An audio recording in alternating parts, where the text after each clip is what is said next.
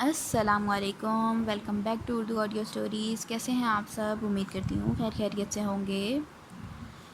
Okay, تو اب ہم پڑھنے والے ہیں ظالم عشق سیزن 2 کا پارٹ 12۔ امید کرتی ہوں آپ لوگوں کو پسند آئے گا۔ چلیے بغیر دیر کیے اسٹارٹ کرتے ہیں۔ کھڑکی سے آتی تیز دھوپ یزدان کے چہرے پر پڑی تھی، جس پہ یزدان کی آنکھ کھلی۔ اس نے سر کو خم دیتے اپنی چندیاتی آنکھوں پہ ہاتھ رکھا۔ اتنی جلدی صبح ہو گئی، اس نے غائب دماغی سے سوچا تھا۔ اس نے ایک آنکھ سے تھوڑا سا ہاتھ سرکاتے سامنے لگی گھڑی کی طرف دیکھا، جو اس وقت 8 بجا رہی تھی۔ وہ جھٹکا کھا کر اٹھا تھا۔ صبح جلدی نہیں ہوئی تھی، وہی لیٹ اٹھا تھا۔ ابھی وہ آنکھیں مسل رہا تھا کہ کمرے کا دروازہ کھلا۔ اس نے چہرہ موڑے دیکھا۔ بران اندر داخل ہوا۔ وہ اس وقت اسکول یونیفارم میں ملبوس تھا۔ یزدان نے اسے دیکھتے سیدھا ہوتے بیک گراؤنڈ کے ساتھ ٹیک لگائی۔ بران چلتا ہوا اس کے قریب آیا۔ بابا، آج آپ اتنا زیادہ سوئے؟ وہ یزدان کے کندھے پر سر رکھتے گویا ہوا تھا۔ پتہ ہی نہیں چلا، مجھے آفس جانا تھا۔ یزدان نے اپنے بھاری ہاتھ سے اس کے گالوں کو رب کرتے کہا تھا، اور مجھے اسکول چھوڑنے بھی جانا تھا۔ بران چہرہ اوپر اٹھائے اس کی طرف دیکھتے بولا تھا۔ یزدان نے شانے اچکائے جیسے بول رہا ہو، اب اس میں میری کیا غلطی؟ اتنے میں میرب اندر داخل ہوئی۔ ان دونوں نے سر اٹھا کر دروازے کی طرف دیکھا تھا۔ بران بیٹا، ڈرائیور انکل باہر ویٹ کر رہے ہیں، آ جاؤ۔ وہ بران سے مخاطب ہوئی تھی۔ اس نے یزدان کو سرے سے اگنور کیا۔ اوکے بابا، اللہ حافظ، چھٹی کے وقت میں آپ کا ویٹ کروں گا، آپ ہی لینے آئیے گا۔ بران بولتا باہر کی طرف بڑھا تھا۔ میرب آگے بڑھتے ادھر ادھر سے چیزیں اٹھانے لگی تھی۔ اس نے ایک دفعہ بھی یزدان کی طرف نہیں دیکھا تھا، جو یزدان نے بخوبی محسوس کیا تھا۔ یزدان نے اسے کام کرتا دیکھتے سرد آ بھری تھی اور بولا، میرب تم نے مجھے اٹھایا نہیں؟ مجھے آفس جانا تھا۔ وہ اس کے چہرے کے ایکسپریشنز بھی نوٹ کر رہا تھا۔ مجھے لگا تھا آپ آج بھی ریسٹ کریں گے، میں نے اس لیے نہیں اٹھایا۔ بغیر پلٹے جواب آیا تھا۔ وہ اسی طرح اپنے کام میں مصروف تھی۔ یزدان نے محسوس کرتے سرد سے چہرہ جھکایا۔ وہ یزدان کو مکمل اگنور کیے پچھلے 5 منٹ سے ادھر سے ادھر بکھری چیزیں اٹھائے سمیٹ رہی تھی۔ یزدان بیٹھا لب بیچے اسے دیکھ رہا تھا۔ اب تو مانو اسے میرب پہ غصہ آ رہا تھا۔ میرب سارے کام ختم کرتے اس کی طرف پلٹی تھی۔ آپ کو کچھ چاہیے؟ اس نے چہرہ جھکائے پوچھا تھا۔ نہیں، وہ سرد و سپاٹ لہجے میں بولا۔ میرب سنتے خاموشی سے باہر کی طرف بڑھی تھی۔ یزدان اسے دیکھتے ایک ہی جسٹ میں اس کی طرف بڑھتے اسے بازو سے پکڑے روک چکا تھا۔ میرب نے ایک جھٹکے سے پلٹتے دیکھا تھا۔ یہ سب کچھ اتنی جلدی ہوا تھا کہ اسے سمجھ ہی نہیں آئی تھی۔ ایک پل کے لیے دونوں کی نظریں ملی تھیں۔ یزدان نے اس کے بازو پہ گرفت مضبوط کرتے اسے اپنی طرف کھینچا۔ میرب نے اپنے ہاتھ کی طرف دیکھتے سٹپٹاتے ہوئے نظریں چرائی تھیں۔ یزدان نے گہرا سانس لیا اور ایک بھرپور نگاہ سر تا پیر میرب کو دیکھا۔ وہ سادہ سے بلیک سوٹ میں بھی نظر لگ جانے کی حد تک حسین لگ رہی تھی۔ یزدان نے پہلی دفعہ اسے غور سے دیکھا تھا۔ وہ اس کی بیوی تھی۔ وہ اسے کئی بار اس طرح یزدان نے پہلی دفعہ اسے غور سے نہیں دیکھا تھا۔ وہ اس کی بیوی تھی۔ وہ اسے کئی بار اس طرح دیکھ چکا تھا اور سمجھ چکا تھا وہ ہر روپ میں ہی بہت حسین لگتی ہے، اور وہ اب بھی لگ رہی تھی۔ تم رات کو کمرے میں کیوں نہیں آئیں؟ یزدان اس پہ گہری نظریں گاڑے سنجیدگی سے بولا تھا۔ آپ کو کوئی کام تھا؟ وہ زمین پہ نظریں ٹکائے دھیمے لہجے میں بولی۔ یزدان اپنی سیاہ پرکشش آنکھیں اس پہ گاڑے خاموشی سے اس کا چہرہ دیکھنے لگا، جیسے کچھ تلاش کر رہا ہو، اس کے رویے کی وجہ سمجھنے کی کوشش کر رہا ہو۔ اگر کوئی ضروری کام تھا تو آپ مجھے بلا لیتے۔ یزدان کی خاموشی کو محسوس کرتے وہ دوبارہ سے بولی تھی۔ پرکشش نقوش، وجیح شاندار پرسنالٹی، سلکی گھنے سیاہ بال۔ وہ نیند سے جاگا گوہر نایاب ظاہر ہو رہا تھا۔ میرب بار بار اس سے نظریں چرا رہی تھی۔ مجھے اگر کوئی کام ہوگا تو تم کمرے میں آؤ گی؟ لہجہ سپاٹ تھا۔ جی، مختصر سا جواب آیا۔ یزدان کے چہرے کے گہرے نقوش تنے تھے، پیشانی کے بلوں میں اضافہ ہوا تھا۔ میرے خیال سے تمہارا کمرہ یہ ہے، تمہیں بران کے کمرے کی بجائے اپنے کمرے میں سونا چاہیے۔ وہ اس کی جھکی گھنیری پلکوں کو دیکھتے سرد لہجے میں بولا تھا، جو ہلکی آنچ پہ لرز بھی رہی تھیں۔ میری وجہ سے آپ ڈسٹرب ہوتے ہیں، میں اسی لیے بران کے کمرے میں سوتی ہوں۔ بولتے میرب کی آنکھوں میں نمی اتری تھی۔ دوسرا، وہ یزدان کے اتنے قریب کھڑی تھی، اس کا ہاتھ بھی یزدان کے ہاتھ میں تھا۔ اس نے مزید شرم سے چہرہ جھکایا۔ ایسا تم سے کس نے کہا؟ اس نے آئی برو اچکائے استفسار کیا۔ آپ نے؟ پھر سے مختصر سا جواب آیا تھا، جیسے مقابل بات نہ کرنا چاہ رہا ہو۔ میں نے کب کہا؟ یزدان چونکا۔ پرسوں رات کو آپ نے ہی کہا تھا کہ آپ کو آرام کرنا ہے۔ اس کی آنکھوں میں نمی بڑھی تھی، جسے روکنا اب میرب کو قدرے مشکل لگ رہا تھا۔ ہاں، تو میں نے تمہیں کمرے سے نکلنے کو تو نہیں کہا تھا؟ یزدان کچھ سوچتے بولا۔ آپ نے رکنے کو بھی نہیں کہا تھا۔ میرب نے زمین پہ مزید نظریں گاڑیں، جو اسے اب دھندلی سی نظر آ رہی تھیں۔ مطلب تم آج بھی کمرے میں نہیں آؤ گی؟ یزدان کو اپنی آواز میں بے بسی محسوس ہوئی تھی۔ اس کا دل چاہا تھا کہ وہ اسے بتائے کہ وہ رات دیر تک اس کا انتظار کرتا رہا، لیکن وہ چاہ کر بھی نہ بتا سکا۔ اس کی انا نے نے اسے روکے رکھا تھا۔ میرب نے کوئی جواب نہیں دیا، وہ خاموشی سے کھڑی رہی۔ یزدان کی گرفت اس کے بازو پہ ڈھیلی ہوئی تھی، وہ ابھی جواب کا منتظر ہی تھا کہ اس کا فون بجا۔ اس نے چہرہ پھیرے بیڈ کی سائڈ ٹیبل پہ پڑے فون کو گھورا۔ فون کی بیل مسلسل بج رہی تھی۔ اس نے نرمی سے میرب کا ہاتھ چھوڑتے انتہائی غصے سے فون پکڑا۔ اب اس کی قہر بار نظریں فون پر جگمگاتے نمبر پر ٹکی تھیں۔ بیل ابھی تک بج رہی تھی۔ اس نے غصے سے کال اٹھاتے فون کان سے لگایا۔ زاویار، اگر میں کسی دن کچھ دیر کے لیے آفس سے لیٹ ہو جاؤں تو اس کا مطلب یہ نہیں ہے کہ تم مجھے کال کر کے میری پرائیویسی کو ڈسٹرب کرو۔ وہ دھیمے لہجے میں گھررایا تھا۔ میرب نے چونک کر اس کی طرف دیکھا۔ پرائیویسی؟ بے اختیار اس کے منہ سے نکلا، لیکن اگلے ہی لمحے وہ اپنے لفظ پہ غور کرتی شرمسار ہوتی باہر کی طرف بڑھی تھی۔ میرب! یزدان نے اسے جاتا دیکھ پکارا تھا۔ میرب دوبارہ سے رک چکی تھی۔ ارے سر سوری، میں نے آپ کو ڈسٹرب کر دیا۔ آپ اپنی پرائیویسی انجوائے کریں، میں بعد میں کال کر لوں گا۔ زاویار یزدان کے منہ سے میرب کا نام سنتے شرارت سے بھرپور لہجے میں بولا تھا۔ زاویار تم؟ ابھی یزدان کچھ بول ہی رہا تھا کہ زاویار نے کال کاٹ دی۔ یزدان نے موبائل پیچھے کرتے ایک بار پھر سے اسکرین کو گھورا تھا، جیسے زاویار کو گھور رہا ہو۔ کال کی بھی خود تھی اور کاٹ بھی خود دی۔ یزدان بڑبڑاتے میرب کی طرف متوجہ ہوا تھا۔ میرے کپڑے نکال دو، مجھے آفس جانا ہے۔ یزدان موبائل بیڈ پر پٹکتے سپاٹ لہجے میں بولتا واش روم کی طرف بڑھا تھا۔ میرب نے ایک نظر بیڈ کی سطح پر پڑے موبائل کو دیکھا اور پھر یزدان کی پشت کو دیکھا۔ نہ سمجھی سے سر جھٹکتے وہ وارڈروب کی طرف بڑھی تھی۔ میرب بیڈ کی چادر صحیح کرنے میں مصروف تھی جب یزدان واش روم سے باہر آیا۔ وہ اپنے نم بالوں میں ہاتھ چلاتا ڈریسنگ ٹیبل کی طرف بڑھا۔ اس نے اس وقت 3 پیس سوٹ کی پینٹ شرٹ پہن رکھی تھی۔ نم بالوں سے گرتے پانی کے قطرے شرٹ میں جذب ہو رہے تھے۔ میرب اسی طرح اپنے کام میں مصروف تھی۔ کمرے میں گہرا سکوت چھایا تھا۔ ان دونوں کی خاموش سانسیں اور گھڑی کی ٹک ٹک دونوں مکس ہوتے ایک الگ ہی ساز بنا رہے تھے۔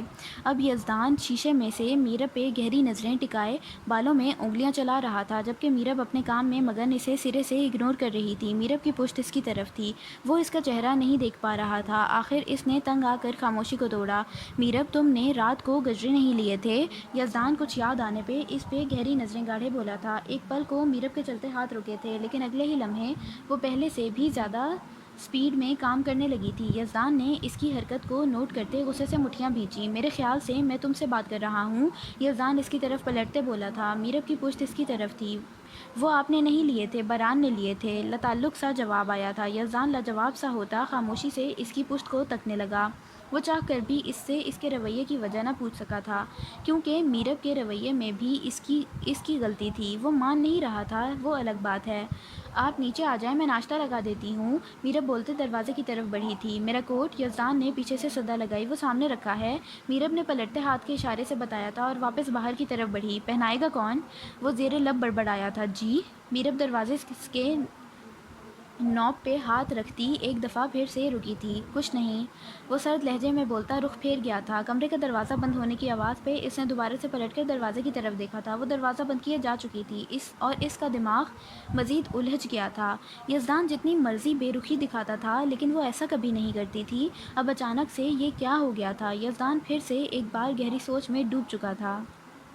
وسیع و عریض ڈائننگ ہال میں باتوں کی ہلکی ہلکی آواز گونج رہی تھی۔ فانوس کی روشنی میں کھانے کی نفاست اور پروفیشنل ماحول کا امتزاج ایک مضبوط خاندانی وراثت کی عکاسی کر رہا تھا۔ کھانے کے ساتھ ساتھ گفتگو کا سلسلہ بھی جاری تھا۔ سکندر، عثمان اور حمدان بزنس کے حوالے سے باتیں کر رہے تھے۔ فائنلی ان کی فیملی کا بھی سین آیا کچھ، جبکہ شایان اور ابان آپس میں ہی ارد گرد کی باتوں میں مصروف تھے۔ شایان کی نظریں وقفے وقفے سے ہیزل کی طرف اٹھ رہی تھیں۔ ہیزل کب سے محسوس کر رہی تھی، اس لیے اسے اب سب کے سامنے شرم محسوس ہونے لگی تھی۔ اس گھر میں تین بچے تھے، المیر اور الہان حمدان کے بیٹے تھے۔ المیر 9 سال کا تھا اور الہان 7 سال کا۔ شایان کا ایک بیٹا تھا، روحان، جو 8 سال کا تھا۔ ان تینوں کی آپس میں کافی اچھی بانڈنگ تھی۔ وہ تینوں مستقل آپس میں باتوں میں مصروف تھے۔ فریحہ بیگم سکندر عثمان کے وسط میں بیٹھی تھیں، جبکہ میرم ہمیشہ کی طرح گرم گرم پراٹھے لا رہی تھی۔ تمہارا پروجیکٹ کہاں تک پہنچا شایان؟ سکندر عثمان نے پوچھا۔ کنسٹرکشن آخری مراحل میں ہے بابا، ویسے ہمارا فوکس اس بار ماڈیولر کنسٹرکشن پر ہے، تاکہ وقت اور لاگت دونوں کم کیے جا سکیں۔ شایان نے ان کی طرف متوجہ ہوتے جواب دیا تھا۔ اور گرین انفراسٹرکچر کے حوالے سے کیا سوچا؟ فوگ سے ایپل کا ایک ٹکڑا اپنے منہ میں ڈالتے بولا تھا، شایان ابھی کچھ بولنا شروع کرتا ہے کہ ابان بولا، فی الحال ہم solar panels, rain water harvesting اور انرجی انفیشنٹ میٹرز استعمال کر رہے ہیں تاکہ لانگ ٹرم میں یہ پروجیکٹ سسٹینیبل ہو۔ ماڈیولر کنسٹرکشن تیزی سے مقبول ہو رہی ہے، خاص کر کمرشل اور ہاؤسنگ پروجیکٹس میں، لیکن پاکستان میں اس کا اصل چیلنج لیبر مارکیٹ اور مٹیریل کی کوالٹی کنٹرول ہے۔ یہاں بہت سے کنٹینرز اس نئی ٹیکنالوجی کو اپنانے میں ہچکچاتے ہیں کیونکہ روایتی طریقے زیادہ منافع بخش لگتے ہیں۔ وہ اپنی بات مکمل کرتے خاموش ہوا تھا۔ تمہیں بھی کافی معلومات ہیں، حیرت ہے؟ سکندر عثمان نے ایک نظر ابان پر ڈالے طنزیہ لہجے میں کہا تھا۔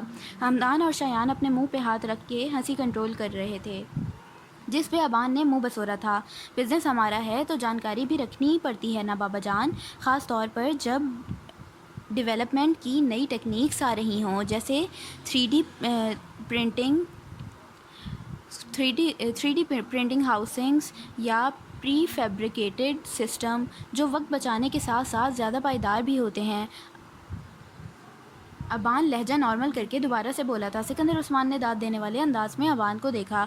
خیریت، تم کب سے بزنس میں انٹرسٹ لینے لگے؟ سکندر عثمان نے آئی برو اچکاتے سوال کیا تھا۔ وہ کافی متاثر ہوئے تھے ابان کی بات سے۔ ابان نے انگلیاں چٹکھاتے حمدان اور شایان کی طرف دیکھا، جو اسی کی طرف متوجہ اپنے چہرے پہ ہاتھ رکھے اپنی ہنسی روکنے میں مصروف تھے۔ دراصل شایان اور حمدان سے اس کی اتنی سمجھداری والی بات کچھ ہضم نہیں ہوئی تھی۔ اس نے پورے ڈائننگ ٹیبل پہ نظریں دوڑائیں، تقریباً یہاں موجود ہر فرد ہی اس کی طرف متوجہ تھا۔ المیر، الہان اور روحان بھی اپنی چھوٹی چھوٹی آنکھیں ٹمٹماتے اسے ہی دیکھ رہے تھے۔ ابان نے جھنجھلاتے ہوئے سکندر عثمان کی طرف دیکھا، وہ بھی اس کی طرف متوجہ تھے۔ بابا، میری اسٹڈی ختم ہونے والی ہے، اس کے بعد مجھے بزنس ہی تو دیکھنا ہے، اسی لیے میں نے سوچا کیوں نہ ابھی سے سٹارٹ کر دوں، بعد میں آسانی ہو جائے گی۔ وہ قدرے اطمینان سے ٹھہرے سے لہجے میں بولا، اوہ اچھا، تو پھر تم نے کس حد تک اس فیلڈ کو ایکسپلور کیا ہے؟ سکندر عثمان اپنے بیٹے کی سمجھداری والے فیصلے پر اسے داد دیتے بولے، زیادہ نہیں، بس جو مارکیٹ میں ٹرینڈز چل رہے ہیں ان پر نظر رکھ لیتا ہوں، لیکن میں سمجھتا ہوں کہ ہمیں صرف مہنگے انوویٹیو آئیڈیاز کے بجائے ایسے حل تلاش کرنے چاہیے جو ہمارے لوکل انڈسٹری کے لیے قابل عمل ہوں۔ ابان نے ایک اور سمجھداری والی بات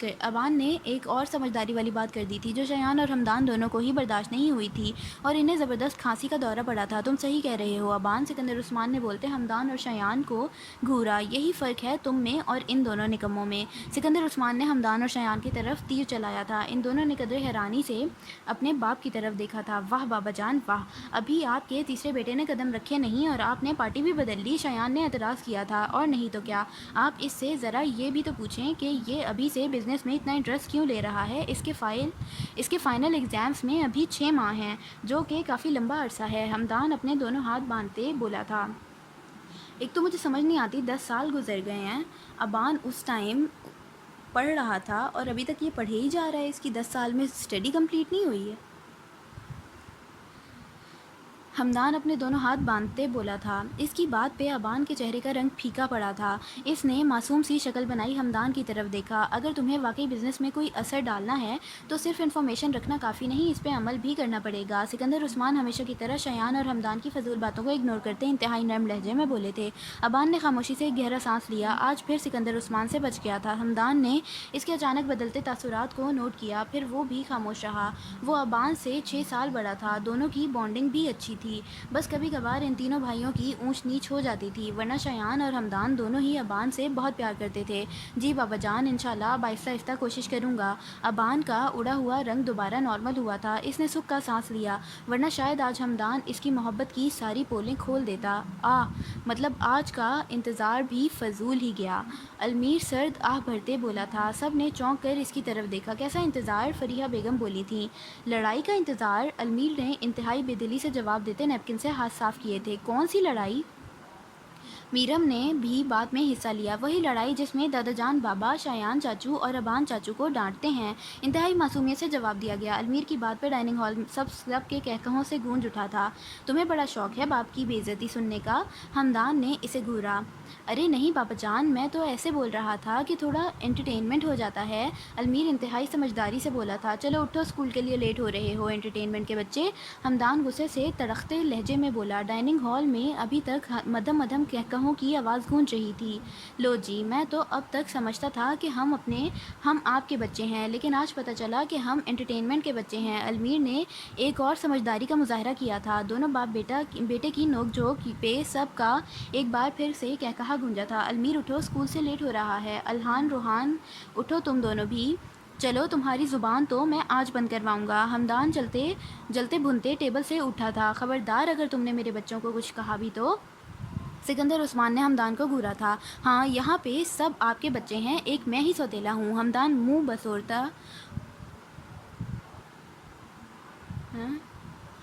بسورتا داخلی دروازے کی طرف بڑھا تھا۔ ہمدان یار پریشان مت ہو، میں بھی تیرے ساتھ ہوں، شایان نے پیچھے سے صدا لگائی تھی۔ ہمدان اس کی بات کو اگنور کرتا دروازہ پٹکتے جا چکا تھا۔ چلو بچوں بھاگو، لیٹ ہو جاؤ گے۔ ہیزل نے اٹھ کر ان کے بیگ پکڑائے تھے۔ اور شایان تمہارا کام کیسا جا رہا ہے؟ بچوں کے جانے کے بعد سکندر عثمان نے شایان سے پوچھا تھا۔ یہ بھی آپ اپنے اس سگے بیٹے سے پوچھ لیں۔ شایان کا اشارہ ابان کی طرف تھا۔ تم اور کتنا کھاؤ گی؟ اٹھ کے کمرے میں آؤ، جو دوبارہ سے کھانے بیٹھ چکی تھی، شایان نے اسے گھورتے ہوئے کہا اور واک آؤٹ کر گیا۔ ہیزل کے چلتے ہاتھ رکے تھے۔ کروا دیا ذلیل، ہیزل نے روحانسی ہوتے دل میں سوچا تھا۔ ہا ہا ہا، کیا مطلب اب بابا کے غصے کا بدلہ بھابھی سے لیں گے؟ ابان نے اپنی بدتیسی کی نمائش کروائی تھی۔ سکندر عثمان اور فریحہ بیگم کی سخت گھوری پہ اس نے اپنی بدتیسی اندر کی۔ ہیزل شرم سے چہرہ جھکاتے اندر کی طرف بڑھی تھی۔ تم ضرورت سے زیادہ بدتمیز نہیں ہو گئے؟ فریحہ بیگم نے اسے ڈپٹا تھا۔ سوری ماما۔ ابان نے دوبارہ سے معصوم سی شکل بنائی۔ ناشتہ ختم کرو۔ سکندر عثمان بھی روبدار آواز میں بولے تھے۔ ابان بھی شریف بنتا کھانے میں مصروف ہو گیا۔ اوکے، تو یہاں ختم ہوتی ہے ہماری یہ ایپیسوڈ تھوڑی سی لانگ تھی، تو امید کرتے ہیں آپ لوگوں کو پسند آئی ہوگی، اور آگے بھی آپ لوگوں کو ناول پسند آئے تو چینل کو سبسکرائب کرنا نہ بھولیں، اور پیارے پیارے سے کمنٹس کریں، لائک کریں۔ آپ سے ملاقات ہوگی نیکسٹ پارٹ میں۔ اللہ حافظ۔